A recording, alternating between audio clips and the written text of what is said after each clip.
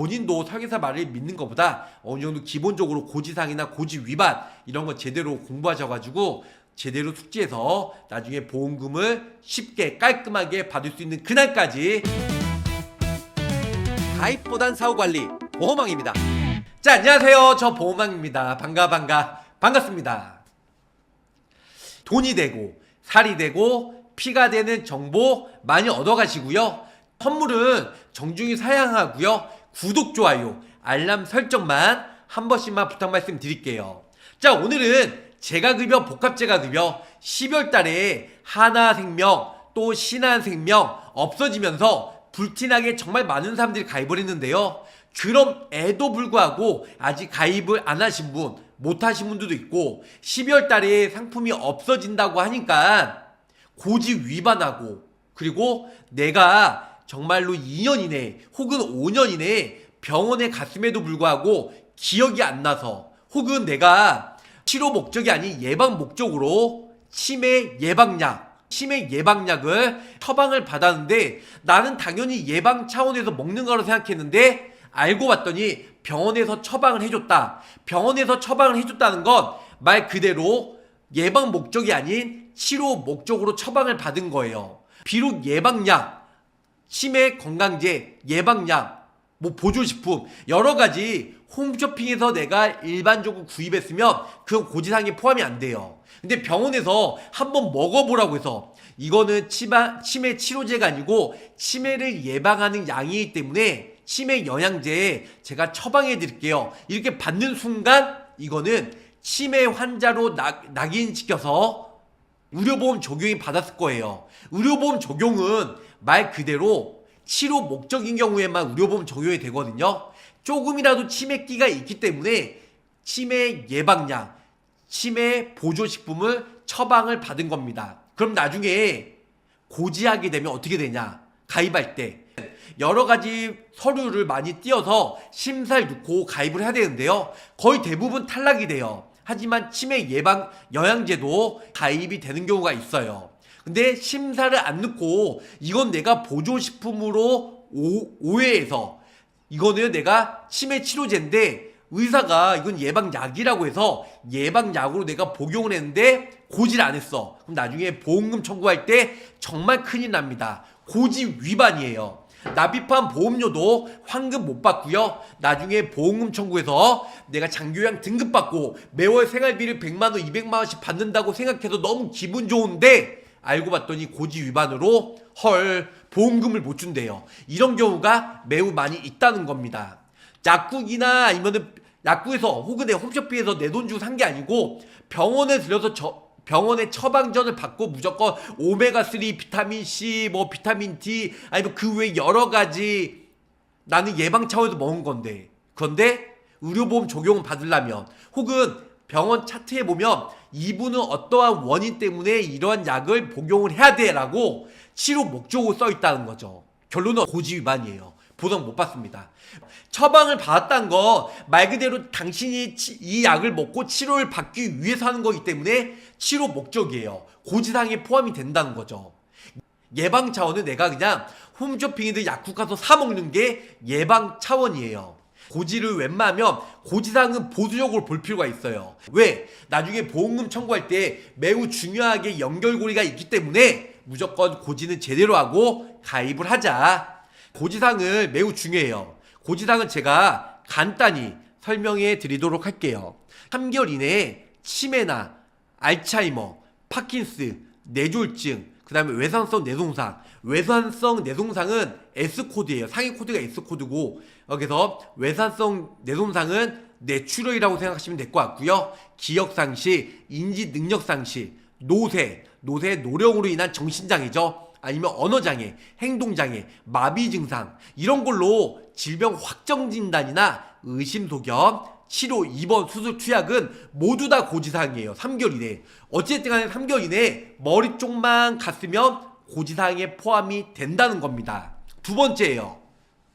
5년 이내에 기억상실이나 인지능력, 노령으로 인한 정신장애나 언어장애, 행동장애, 마비증상으로 의사부터 진찰 또는 검사를 통해서 입원한 적이 있냐, 수술한 적이 있냐, 계속해서 7일 이상 통원 치료 받은 적이 있냐? 이 계속하여는 뭐냐면 연달아 7일 연속 가는 게 아니에요. 한 질병으로 5년 이내에 뜨문뜨문 갔다 왔는데 그게 합산해서 7일이면 고지사항에 포함이 된다는 거죠.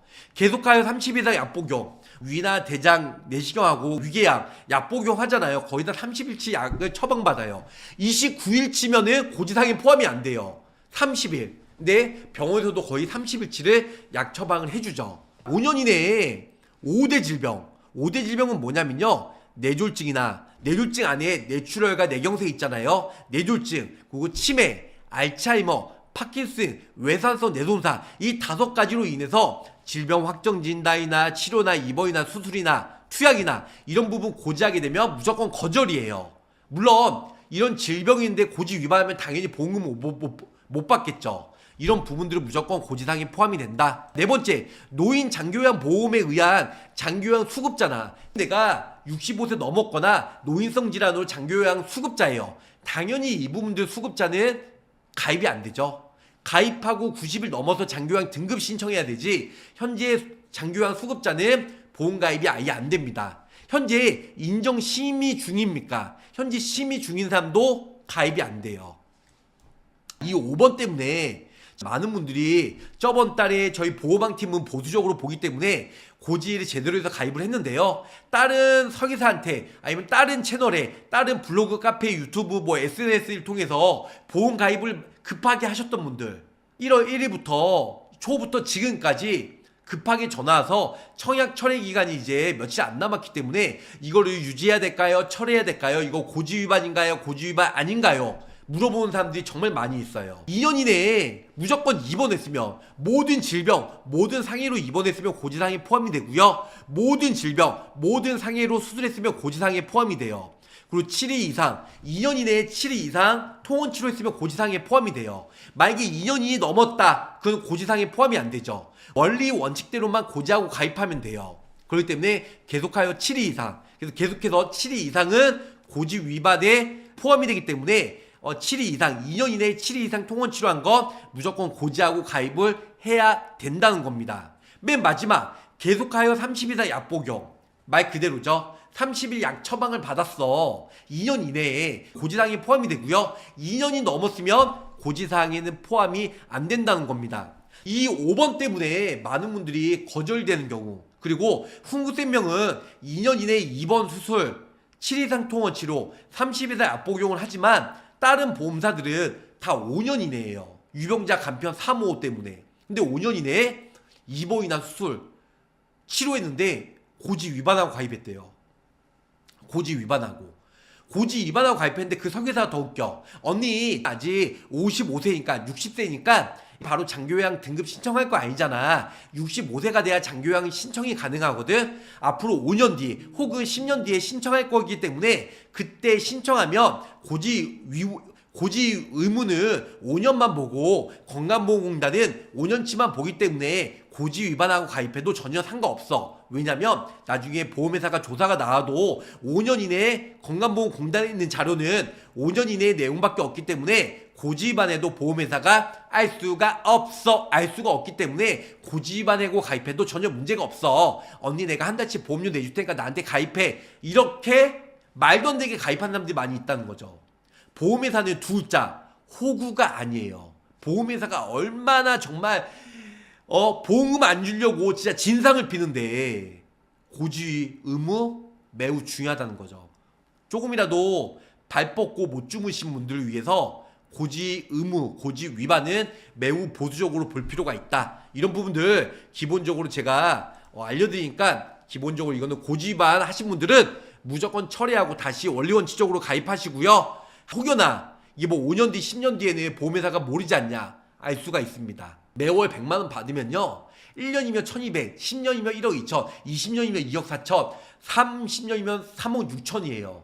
그렇게 보험금이 나가야 되는데 보험회사가 너 장기요양 등급받고 방문요양이나 방문목욕이나 방문간호나 서비스를 받았기 때문에 보험금 줄게 이렇게 순순히 할 것 같죠. 모르시는 말씀. 어떻게든 보험금을 안 주려고 조사 나와서 5년치 내용 보고요. 만약에 2025년도다. 고지사항이 2021년부터 25년까지잖아요. 21년도 맨 마지막 간날에 병원에 가서 초진 차트를 다 봐요. 초진 차트를 보면 의사 선생님이 처음 만난 날 고객이 그 의사 선생님한테 혹시 병원 그 전에 다닌 기록이 있나요? 이러면은 병원 가기 전에 동네 병원에 제가 치매로 갔었는데 아니 뭘로 갔었는데 꼬리를 물어서 그 병원 가서 6년 7년치도 조사를 해서 인과관계를 어떻게 하든 찾아내서 보험금을 안 주려고 수작을 부리는 게 보험 회사라는 겁니다. 그러니까 고지상은 제발 보수적으로 볼 필요가 있다 없다 있다는 겁니다.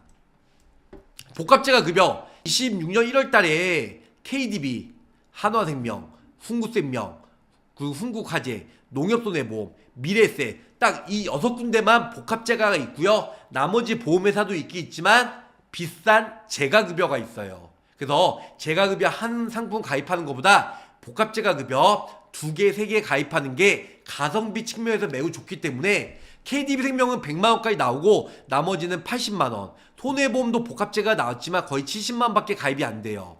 그럼 100만원까지 가입이 되는 KDB생명 좋아. 근데 브랜드가 마음에 안 좋아. 왜냐면 MG손해보험처럼 뭐 어디 인수된다 뭐 망하는 거 아니냐 그런 KDB 그런 문의 많이 하는데요. 이런 부분들 기본적으로 알고 계시고요. 두 번째로는 KDB생명이 100만원까지 가입이 되고 최소 보험료가 3만원이고 보험료가 저렴해요. 근데 단점이 뭐냐면요. 단점이 55세까지만 가입이 돼요. 1월달부터 55세 넘으면 죄송합니다. 한도가 낮은 게 아니고 아예 가입 자체가 안 된다는 겁니다. 하나생명도 좋지만 최저보험료가 5만원이고 보험료가 비싸. 물론 환급이 된다는 명목하에 상품은 정말 많은 사람들이 취급하고 가입을 했지만 그닥 추천을 안 해드리죠. 흥국생명은 많이 해드려요. 브랜드는 어떤 사람은 뭐 보험이 망하는 거 아니냐, 보험회사 별로 안 좋다, 흥국 나라를 뭐 흥하게 하냐, 나라를 흥한 게 아니고 나라를 흥하게 해서 망친다. 그래서 흥국생명, 흥국화재 가입 안 한다고 하는데요. 그거는 20년 전부터 흥국생명 좋다 안 좋다 얘기를 많이 해요. 80만원. 타사들은 70만원, 60만원인데 KDB처럼 100만원까지 가입이 안 되지만 80만원까지 가입이 돼요. 근데 중요한 건 뭐다? 중요한 거는 흥국생명은 80만원까지 가입이 되지만 다음 달 2월달부터는 보험료가 어떻게 된다? 보험료가 15%에서 20% 정도 인상돼요. 많이 인상돼요. 15%에서 20% 정도 인상이 되다 보니까 보험료가 무지막지하게 보험료가 많이 인상된다는 겁니다. 흥국생명 장교양 1호 등급 복합재가 80만원. 재가급여는 월 6개 중에 하나 하지만 월 2가지 이상 종류를 이용했을 경우 복지용구 제외하고 이랬을 경우 복지용구 제외하고 5가지 중에 2가지만 이용하면 보험금을 받을 수 있는 복합재가급여 다들 아실 거예요. 흥국으로 선택하는 여러 가지가 이유가 있는데요. 첫 번째로는 장기 요약 5등급 판정 시에도 납입 면제가 돼요. 타사들은 1, 2, 3, 4등급만 받아야 납입 면제가 되지만 5등급 이 5개 중에 아무거나 받아도 납입 면제가 된다.